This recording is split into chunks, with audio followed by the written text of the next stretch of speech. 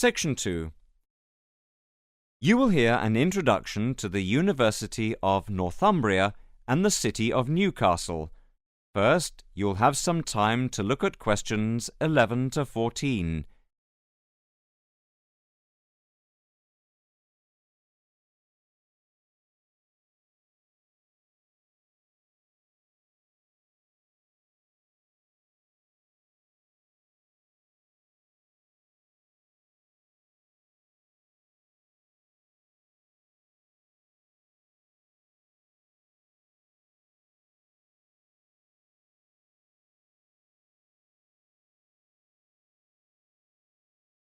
Now listen carefully and answer questions 11 to 14.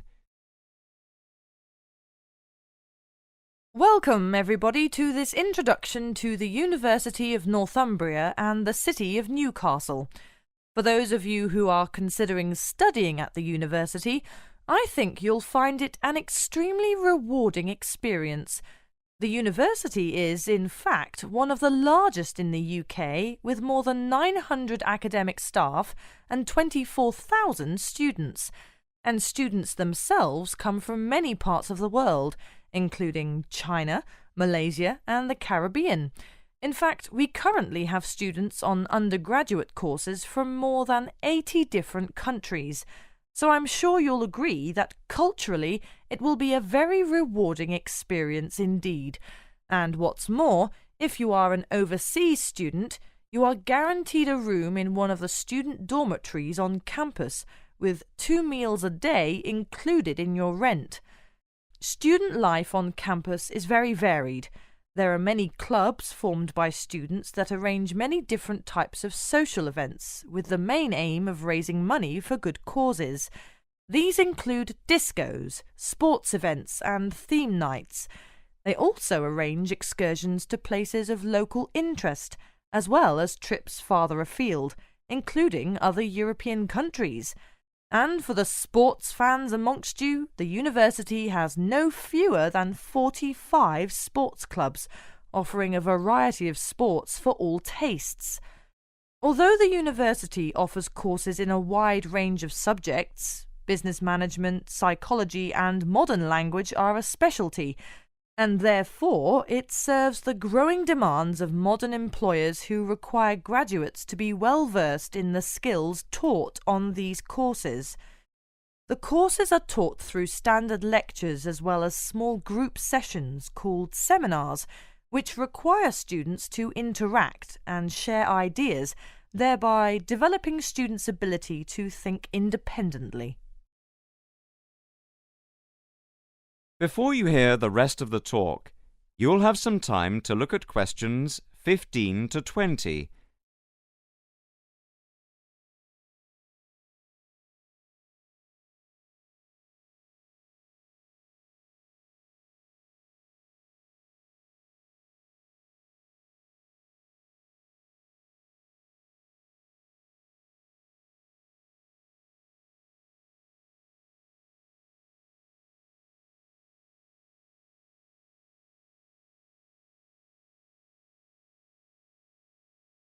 Now listen and answer questions 15 to 20.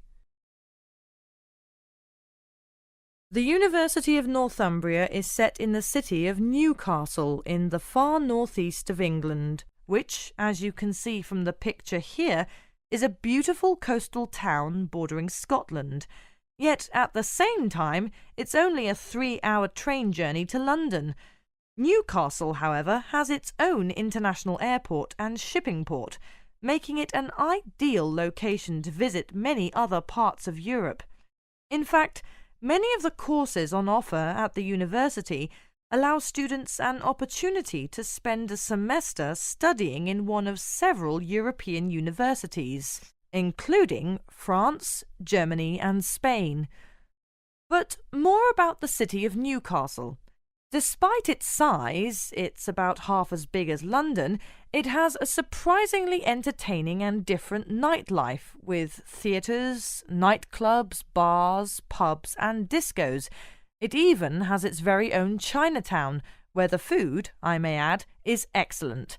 as well as a very good museum and a world-renowned art gallery. That is the end of section 2. You now have half a minute to check your answers.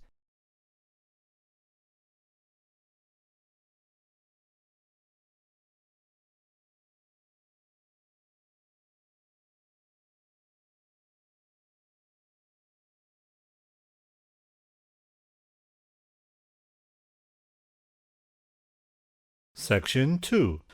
You will hear a lecture on healthy lifestyle. First, you have some time to look at questions 11 to 15.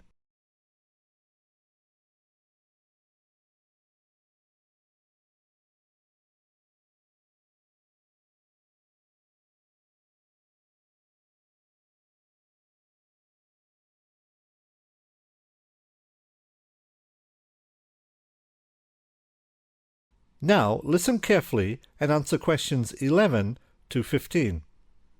Hello and welcome to XT Today. In this program, we will be looking at ways of living a healthier life. Many experts believe that including some of the elements we will discuss today into your lifestyle can actually also lead to a longer life. We'll start with the more familiar aspects of healthy living, these being diet and exercise. For some time now, experts have been advising us that incorporation of a Mediterranean-style diet into our eating habits can bring enormous benefits. Research studies report that those following such diets are 25% less likely to die at a young age, many of the advantages being attributed to the properties of olive oil. Red wine drunk in moderation can also allow the body to detoxify and protect the heart in particular, due to the high levels of antioxidants it contains. Regarding exercise, many of us find it difficult to set time aside for visits to the gym or an exercise class. However, it's important not to underestimate the contribution that walking can make to our health. More people nowadays are buying a pedometer, which can count their steps as they go about their day-to-day business. Health experts say that we should aim to take 10,000 steps every day. This can be achieved more easily than you think, using stairs instead of lifts, walking to a bus stop further away than the one you may usually use if you travel to work by bus, and ditching the car altogether for shorter trips. Any type of exercise is beneficial. However, yoga in particular is thought to make a number of valuable contributions to health. It has been proven to reduce stress, lower blood pressure. And protect the body from disease.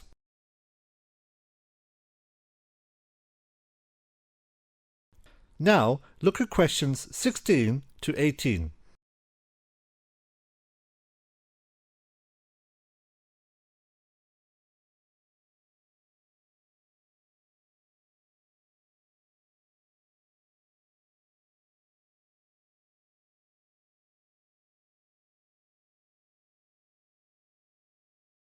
Now, listen carefully and answer questions 16 to 18. Also, remember that it is not just important to exercise your body, but also your mind. Like any muscle or body part, it becomes more robust through exercise and stimulation. Playing chess, reading books, or completing puzzles challenge our mind and keep it active and healthy. Use it or lose it, some might say. The type of lifestyle we lead also impacts enormously on our health. Getting enough sleep is vital, and getting too little can result in us becoming stressed, irritable, and can even speed up the aging process. What is enough varies from person to person. However, somewhere between 6 and 8 hours per night is a good benchmark. Our bodies are given a chance to recuperate during sleep, and it improves our concentration, appearance, and boosts the immune system. More recent studies suggest that appropriate quantities of sleep can also help us burn calories and maintain a healthy weight. Being happy during our waking hours is also important. Laughter is the body's natural way of reducing stress, and it also improves blood circulation. Research conducted in the Netherlands indicates that there are close links between having a positive attitude and health. According to the study, optimists are 55% less likely to die of one of the most significant killer diseases of our time, such as heart disease, than someone with a negative attitude. In order to maintain happiness, it is also important to be able to leave work in the workplace. Employment-related stress is on the increase, and it is not only detrimental to health, but can also have a knock-on effect on our personal relationships, which can lead to a spiraling situation of unhappiness and high anxiety levels.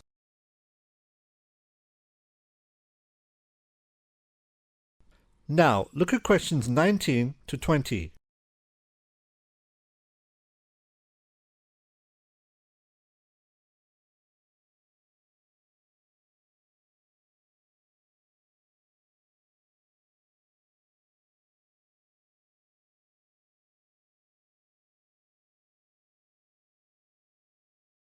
Now, listen carefully and answer questions 19 to 20. Human beings are naturally social animals, and having someone close to share our lives with also contributes to good health. Research studies suggest that being married increases a person's life expectancy.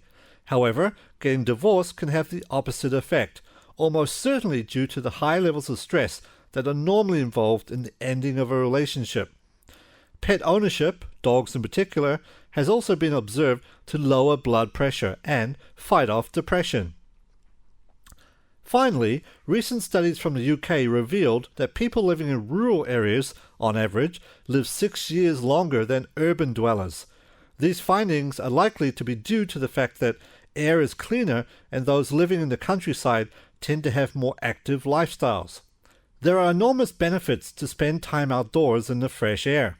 Although overexposure to sun can be dangerous, provided we protect ourselves from UV rays with sunscreen, sunshine is extremely beneficial as it allows the body to metabolize vitamin D, which contributes to bone strength.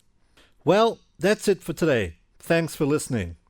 After the break, we will be opening our phone lines to hear what you think about our suggestions and to find out what ideas our listeners have for leading a more healthy life.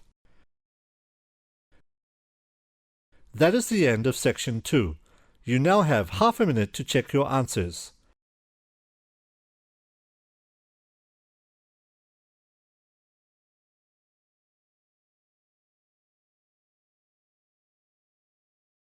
You will hear a lecture on the introduction of Harvard Art Museum. First, you have some time to look at questions 11 to 14.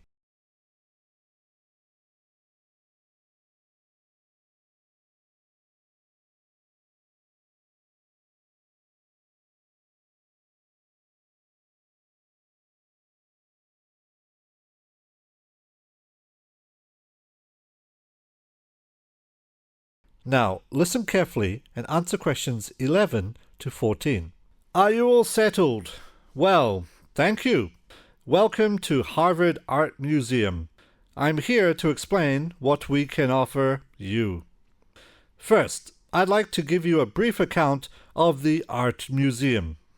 In 1874, when the president and fellows of Harvard College appointed Charles Eliot Norton the first professor of art history in America, they could hardly have anticipated a day when Harvard would have 3 distinct art museums, each a vital part of the university and the larger museum community. The 3 museums that comprise the Harvard Art Museum are entities of their own, each with a particular focus and collection strength. They are linked through a common mission and with a common administration, and all are deeply engaged with the university and the communities that surround it. As we move toward the future, a new building will unite the 3 museums under one roof, and as a single destination that will more effectively carry out the mission of the Harvard Art Museum. Each museum will maintain its separate identity, closely tied to the ideas that inspired its creation and that informed the institution's rich history. Now, as a new student, you will probably need some sort of guidance to help you to use the museum effectively to study and research. The Art Museum seeks to engage the Harvard community in many ways. Harvard students are our most important constituency, and we invite students to use the galleries as a place to meet friends or family for a social experience, to study works of art related to their courses, and to enjoy the museum as a resource for contemplation and inspiration.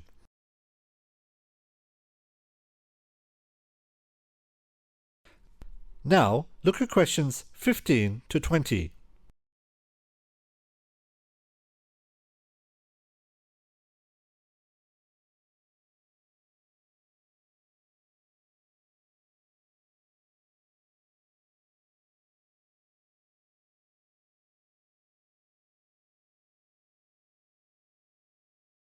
Now, listen carefully and answer questions 15 to 20.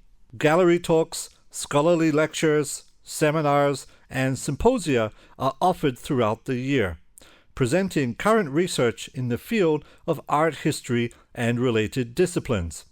These programs, open to the public, often feature graduate student research and dynamic scholars whose work relates to student and faculty interests. Undergraduate art enthusiasts may get involved by joining the Harvard Art Museum Undergraduate Connection, an organization of like-minded students who raise awareness of the Art Museum and its programs across campus. Last year, nearly 1,000 students came to social events at the museum that were entirely organized by this undergraduate support group. Undergraduate Connection events featured gallery talks and tours developed by specially trained student guides, sketching stations, and live music, as well as free pizza and refreshments. Experienced museum educators and curators are available to consult with faculty in various disciplines on how the collections might support course goals. Our educators are enthusiastic generalists with graduate training in various humanities disciplines and experience engaging students with original works of art. They are available to give workshops for teaching fellows in preparation for section meetings, develop course-specific materials for students to use in the galleries independently, and provide digital files for use in PowerPoint presentations. The primary focus, however, is on developing and leading gallery experiences that relate directly to course readings and topics of discussion.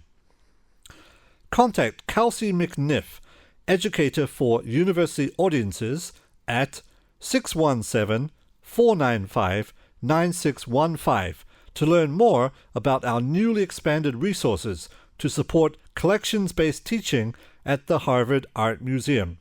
Kelsey and other among the museum staff of curators and educators work closely with faculties to develop course-related content and gallery experiences that feature works now on display in the Sackler Museum, as well as digital images of works in storage. The renovation of our building at 32 Quincy Street will also include a new study center complex in which works from storage may be made available to faculty and students in study and seminar rooms, as well as space for informal installations especially designed to support courses throughout FAS. And one final piece of information before we move on to our guided tour is that is the end of section 2. You now have half a minute to check your answers.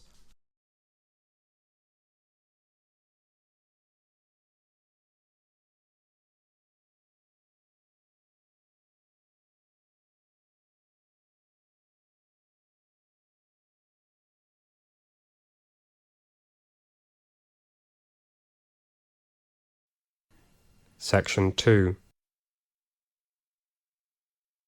You will hear a conversation about transportation and map. First, you have some time to look at questions 11 to 16.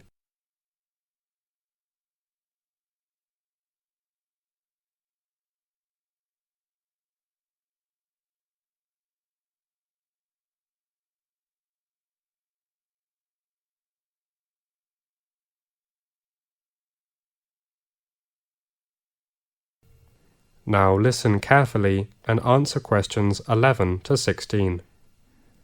Hey, sweetie, what are you doing? Hi, Daddy. I'm looking for a map. Why do you need it?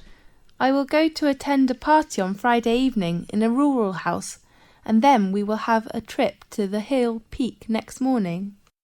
Which one is important? Of course the trip, but I also look forward to the party. Why do you ask the question? I just want to remind you of taking some gifts. Oh yes, I will attend a goodbye party. A goodbye party? Yes, for Joy.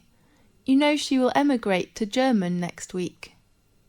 Ah, so what gift do you give her? How about an ice cream cake? I don't think it will be a good choice. What's your suggestion? I remember you both like teddy bear, right? Sure, a good idea. Daddy, do you know where is Hill Peak? How can I get there? How about take the tube? No, Joy tells me tube cannot help me reach there. Tram? I know there is a station. Yes, but I will have to waste 3 hours on it. Sure, a little too long. Daddy, what do you think about a cab?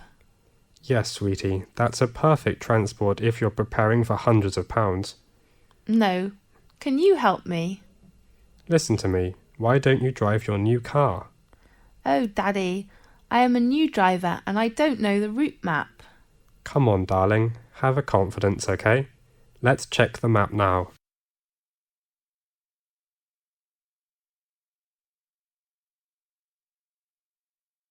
Now look at questions 17 to 20.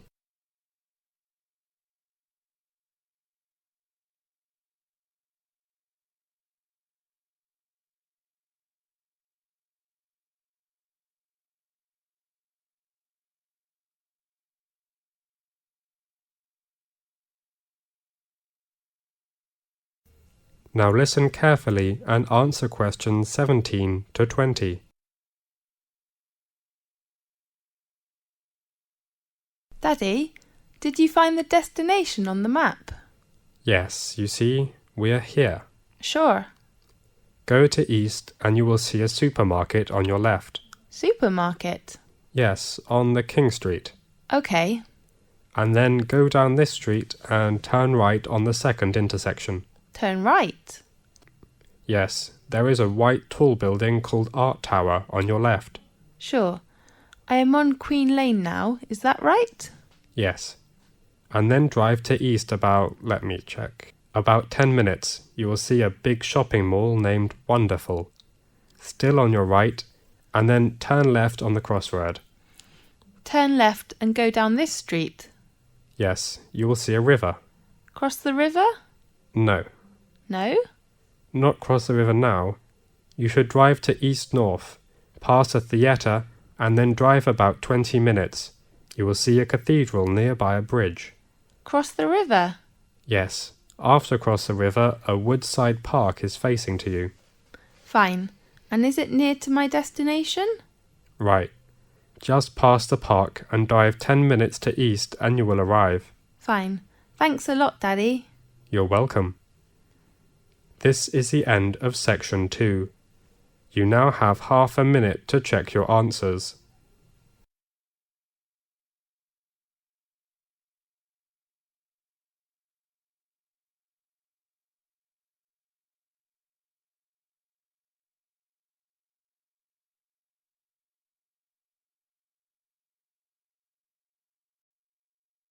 Section 2. You will hear a conversation about shopping. First, you have some time to look at questions 11 to 15.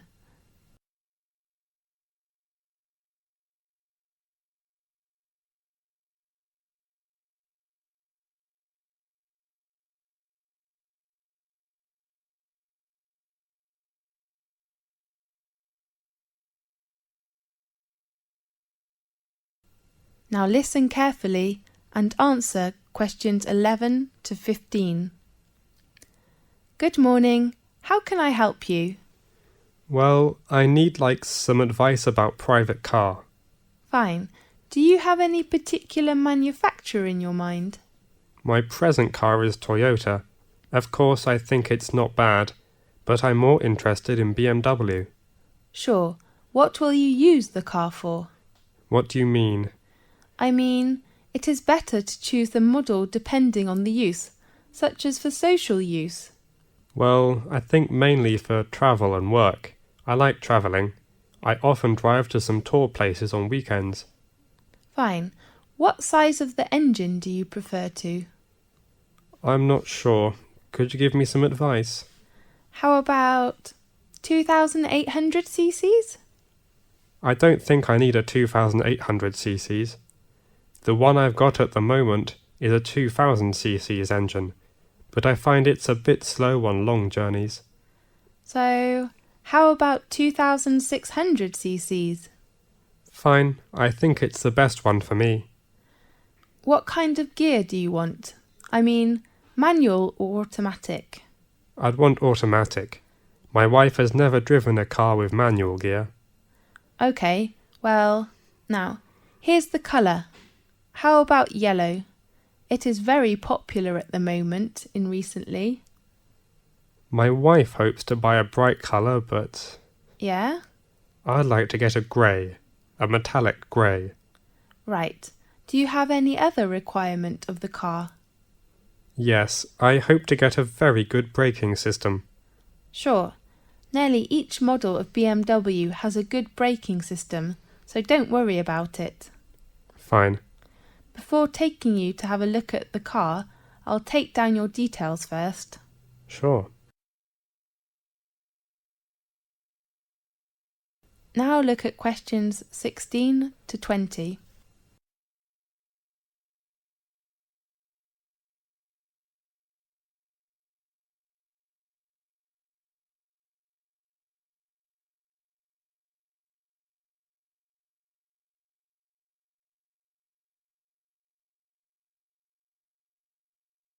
Now listen carefully and answer questions 16 to 20.